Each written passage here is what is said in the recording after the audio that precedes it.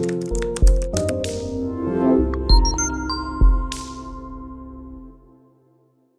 is Valerie VanBooven with the Senior Care Industry Netcast, where leaders with 3 or more years in the senior care industry share their advice. So let's get to it. In a few sentences, tell us who you are and what you do.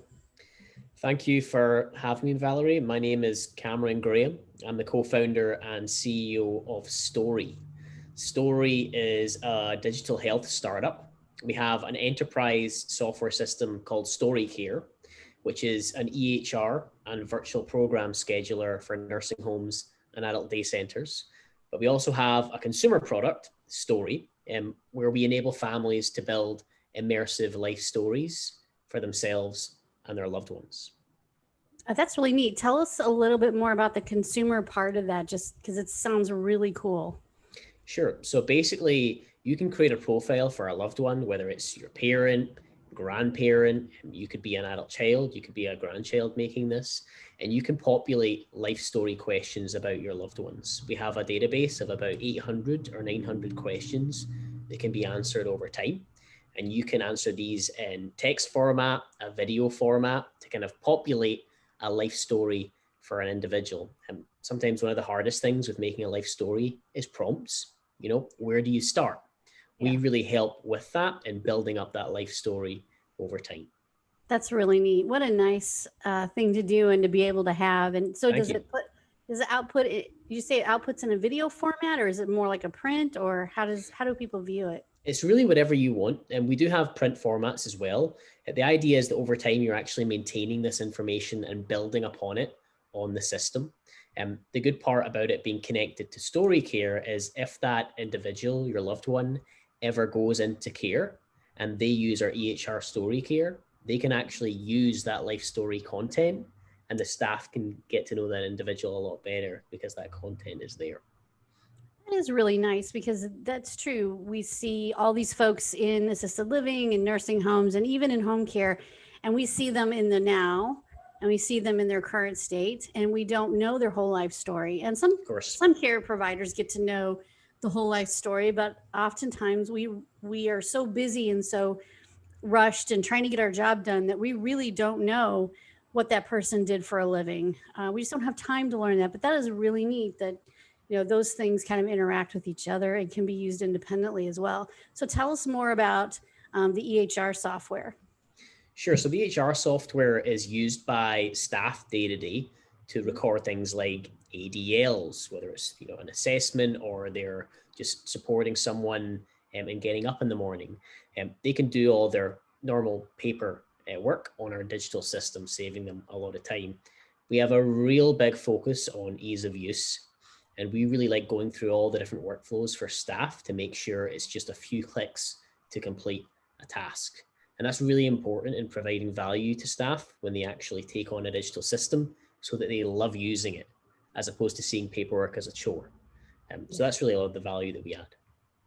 Very cool. Okay. And I would be remiss, because I know our listeners and our viewers are going to want to know, are you from Ireland? I was waiting for it.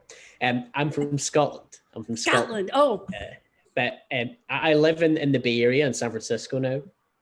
And normally people think I'm Irish. Occasionally they do get it right with being Scottish. I probably have a bit of a strange accent now over time. My partner is from Pacifica in the Bay Area, so I'm slowly getting an American twang apparently. But yeah, I'm from Glasgow in Scotland. Wow. Okay. So is that offensive to ask somebody from Scotland if they're from Ireland? I wouldn't say it's offensive. Just because, you know, people are used to it a lot, the same with Irish individuals. I think it's a lot more common to see Irish people in the US than it is Scots. Yeah. But no, Scottish and very proud to be. Very nice. Thank you very much for that. Yes. No, I'm the uneducated American when it comes to that. So I'm like, oh, sounds like maybe I've heard a leprechaun talk like that before. That's a nice stereotype, isn't it? No, but yeah, I love your accent. It's very pretty, and so yeah, you'll eventually, yeah. I don't know if it's great to talk like us or not. Certainly not as I, proper, I'll, probably. I'll always have a bit of a Scottish accent. I'm sure it's not Yeah, but going it's really nice. anything It's soon. really nice. I love hearing other people's accents. It sounds Thank much you. better than all of us from America. And Sure. okay. All right. So we're going to keep going with our real questions now. But I'm glad to get to know you and kind of let everybody understand because you are a startup. I'm sure you've been around a little while, but because you're kind of new maybe to people out there, it's nice to get a little bit more information on the front end. So tell us, what is the best thing? You can tell me what the best thing is about serving senior care providers or seniors and their families, or whichever role you want to take in that. Sure. So it's a really fascinating industry to me. It's one that you can get a lot from personally. Mhm. With life stories for us, with life stories and keeping families connected, you you really feel like you are making a significant impact, and often an emotional impact on individuals as well. And I think, just as an example, I really love seeing family members on our system connect from different countries and different continents. Yeah. Whether that's an individual that they normally speak with every day, Mhm. and they're just enriching that relationship with story, or they are reigniting a connection that hasn't been there for a long time. That to me is super meaningful, and Yeah. I get a lot from that. And oftentimes we get families that are sharing content like images that people haven't seen for 50 years, Wow. Yeah. and that to me is super rewarding. Yes, it is amazing. Some of the images, and now, of course, we're able to share things a little bit easier these days than we used to be able to share. But if you are on ancestry.com or one of those kinds of places, it's amazing to me some of the images of my ancestors that other people who've done a lot more genealogy work than I have can Mm. share and show us that are amazing. And so I'm sure this is the same kind of experience where you see pictures that you didn't know of your grandfather that ever existed because a cousin has them, or somebody else in the family. And then also, this reminds me, for those of us who are Gen Xers and older, I have a book called Grandmother Remembers. And my grandmother filled one out for each of her grandchildren. And this is before the days of computers, and not before the days, but she would have never gone on a computer. But she pasted in pictures of her and my grandfather from when they were Yep. engaged and when they were little, and all these black and white photos, and telling the stories about how they met, and all the way up through their careers, or being a stay-at-home mom and what that meant, and their children. So I treasure that book. That is, and I'm so glad she did that and took the time to do it. So this is just not only valuable for the care providers to learn a story, but I mean the family members that didn't really know all the things there are to know about their grandparents or their parents. It's pretty cool. Yep. I think genealogy in general is just really, really fascinating. And, It everyone is. will have something interesting in their family that they may not know about. And I just think it's always interesting just to learn new things. And it's always Yeah. relevant when it's your family and you. So, Yeah, yeah, it's really cool. absolutely. There's always some good stories buried in the lives of our grandparents and our parents that they didn't talk about very much. But some of them are very heroic. I mean, they're very, World War I, World War II, all kinds of different things out there that we may have never known. Yep. So great. So yeah, I can see how this is a super rewarding experience for you, especially. Okay, let's talk about online marketing. And I imagine you are all about the online marketing because you are a today company. So I know from other senior service providers out there, and we're talking about people who have been in business for years and years, who relied on word of mouth and have relied on in person networking, which is almost impossible right now. That online marketing for them today is pretty challenging because they're just kind of either learning it or relearning it for the first time. What has been your experience or thoughts? Are you growing this business primarily online?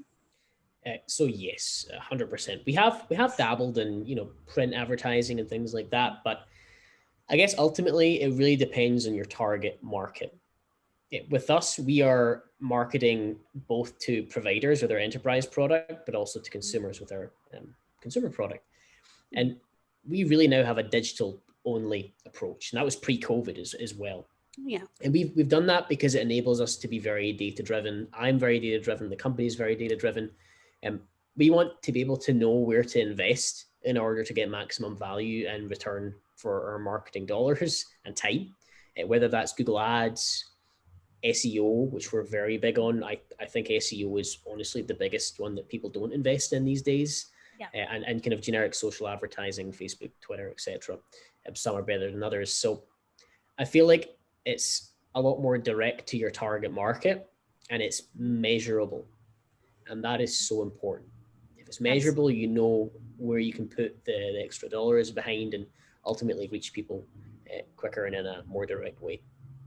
Yeah, absolutely. Online marketing is, it can be complicated, but when you come from your background, and especially if you're very data driven, and you're all online anyway. This is your whole business. It exactly. makes a huge amount of sense. You have to be experts in some of these things for sure. Okay, so so let's talk about other influences in your life. So I would imagine there are mentors, there are people in your life who have been inspirations, or maybe organizations out there who've been inspirations and kind of have catapulted you to where you are today in some regard. Is there anybody you'd like to give a shout out to? So I guess there is one person, and there's a few, of course, but there's one that I'll start with that I can't reach out to because I don't know their second name. And the reason for that is because I started the company after taking part in a charity run. This is in Glasgow, Scotland. And I ended up getting kidney failure from taking part in that run. And I spent 2 weeks recovering in hospital. And when I was there, I was next to an individual who had dementia. And I got to see this individual and his family doing reminiscence therapy over a 2-week period. Mm. And I just thought it was fascinating because this guy, I know his first name was Peter. He looked around 80 years old, but he had moments of lucidity. Mm-hmm. And it just got me really interested in this industry and gave me the idea to create an initial social product. And this was the very first product we came out with. It was a little bit like a Facebook for care for the first iteration.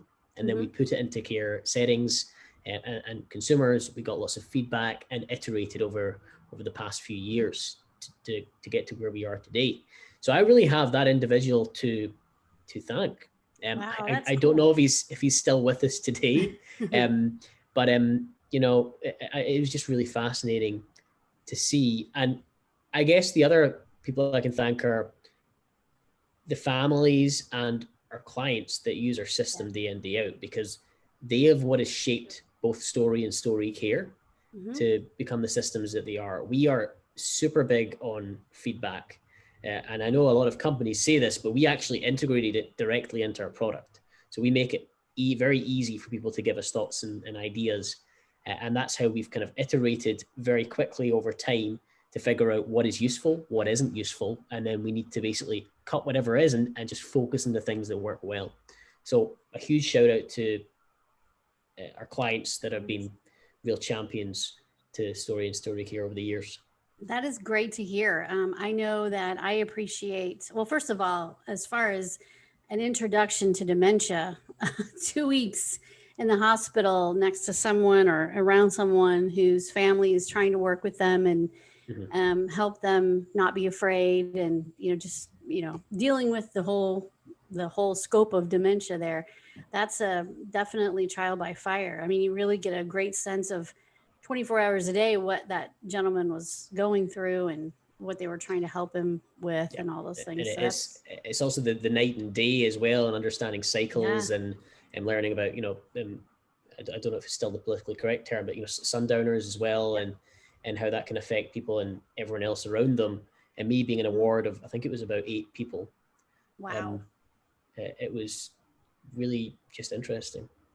That's crazy. Yeah, it's just amazing that you got that kind of experience and came out of it with a positive sort of wish to be able to help people like that, or help those families have a better time remembering and a better time, writing all this down, or whatever you want to put it. Yeah. And helping that person reminisce. So that is really cool. But yes, to your clients and the feedback features, some of the best companies we've ever worked with.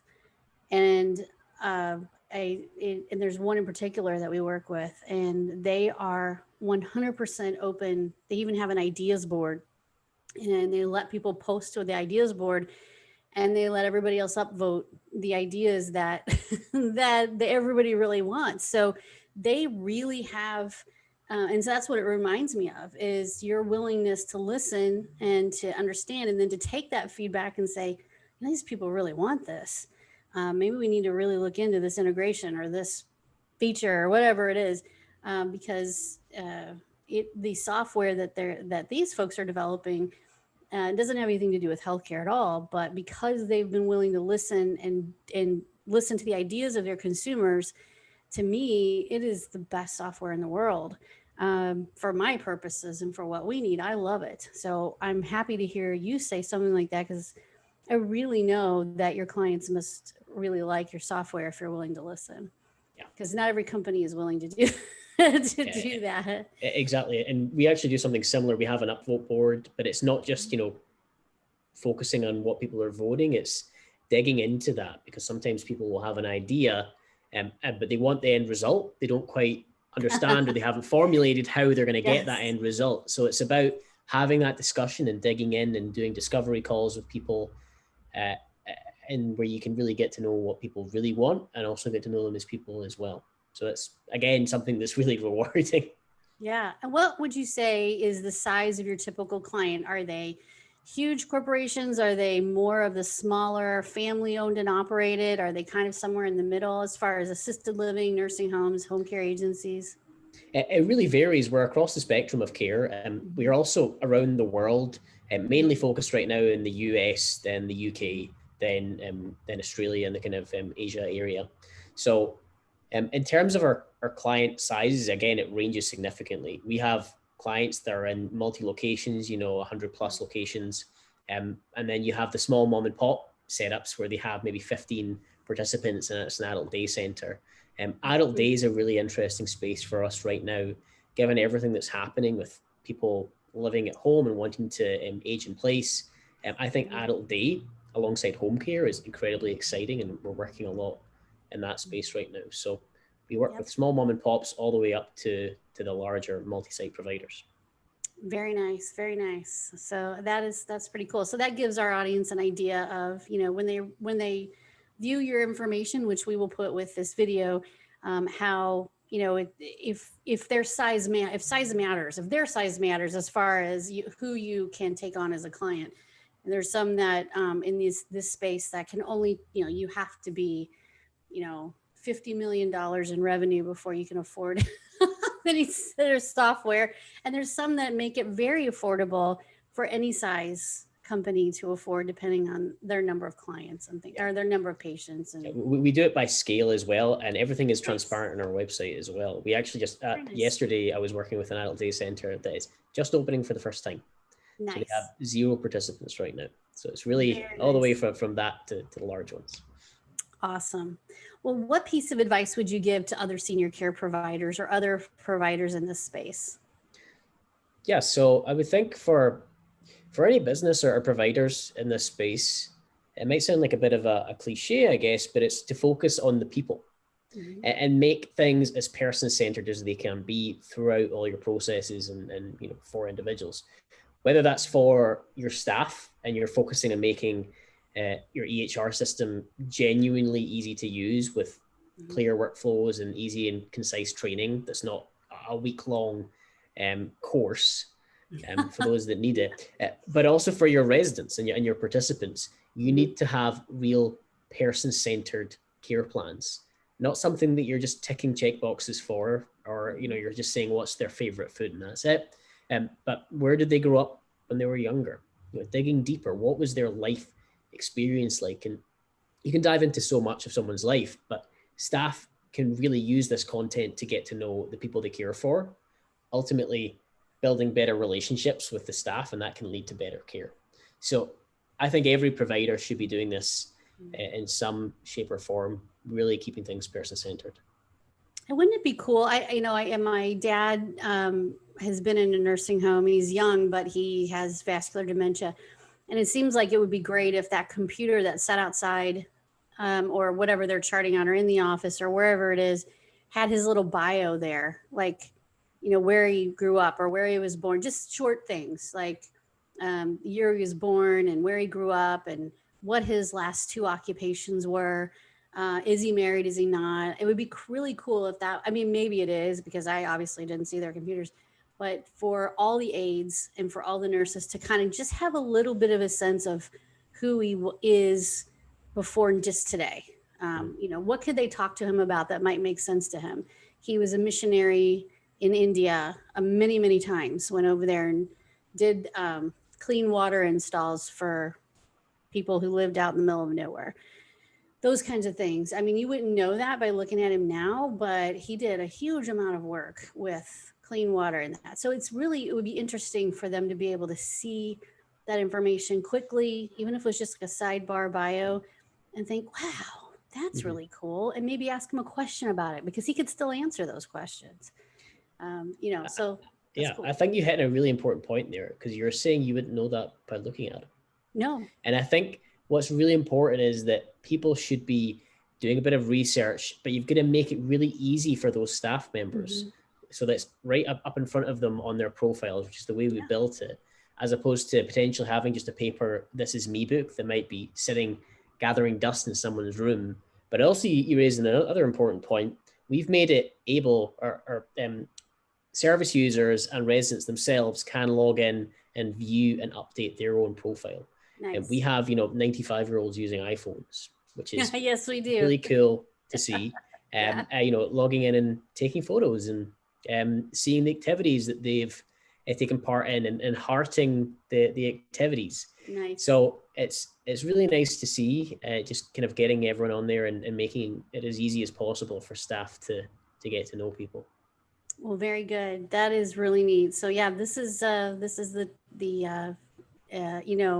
Facebook for private Facebook for nursing homes, assisted living, home care, adult day care, and all those things. This is really cool. Yeah. And it's really nice that it's people oriented and family oriented as well. Cause I think we are especially right now, when we're in the middle of this pandemic, families are shut off. They are completely shut off. Now, that's not to say that a facility won't communicate with you. It absolutely will. But you have to make the phone call. You have to be on top of it, and you still can't see your loved one. And that's really tough for a lot of people. So being able to communicate this way with the help of staff or just independently, if they are able to still do that, is really nice. Yep. So that's cool. All right. Sure. When you have a win in life, and that could be anything, it doesn't have to mean that you are a millionaire today. It just means when clients are happy, when you have something to celebrate. How do you celebrate? So honestly, cheese boards and a nice wine, or maybe an old fashioned. Yeah, you know what? I need to start collecting all these different ways to celebrate, because that's a new one. Cheese board. You should. That'd be a great blog post, isn't it? But yeah, definitely just taking the time to acknowledge each win, even more so now due to COVID. You've got to really focus on embracing, I guess, the good times with everything going on in the world. So yeah, just really taking a pause and recognizing the win, and maybe having some cheese whilst you can. Having some cheese. You know what? We've had shots of tequila. These are, doctors, a shot of tequila under the desk. He pulls out his tequila and says, a little shot of this goes a long way. We've had vodka martinis, and we've had dancing. We've had a glass of wine. It's pretty common. And then, but cheese board, lots of food has been involved, but cheese board is definitely the first time specifically cheese board has been mentioned. So that's great. That's a great one. Well, I'm glad to be flying the flag for cheese. So yes, we're going to have to do the top 50 ways to celebrate according to senior care professionals all across the country. Cheese board is going to make my partner will be very happy I said that. I'll need to tell her I've said cheese. Cheese board. All right. Well, I want to thank you for doing the show. Thank you for sharing your vision and your company with us and letting us know what you do. We'll make sure everybody has a link to your website and a little bit more information about who you guys are and what you do. so that they can take a look and see if maybe they want to talk to you about StoriiCare, because it sounds really, really cool, actually. Super. Thank you, Valerie, Right. for the opportunity. I've really enjoyed it.